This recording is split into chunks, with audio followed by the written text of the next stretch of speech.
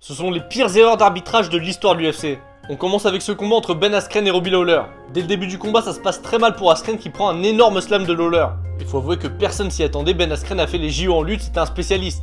Après ce début de combat cauchemardesque, Askren inverse la tendance. Il arrive à emmener Robbie Lawler au sol et tente un étranglement. On le voit peu souvent, ça s'appelle un bulldog choke. Et c'est là que l'erreur arrive. Pendant l'étranglement, Lawler semble inconscient. Donc l'arbitre Herb Dean prend son bras et il ne réagit pas du tout. Il décide donc d'arrêter le combat. Sauf que le problème, c'est que Lawler était parfaitement conscient et qu'il s'est relevé en contestant. Alors est-ce que c'est une faute de l'arbitre ou du combattant? Deuxième énorme erreur entre Sakuraba et Marcus Silveira. Là on remonte un peu dans le temps, c'était lors de l'UFC Japon. Sakuraba était sous pression parce qu'il combattait devant son public. Et alors qu'il encaisse quelques coups contre la cage, il tente un single leg.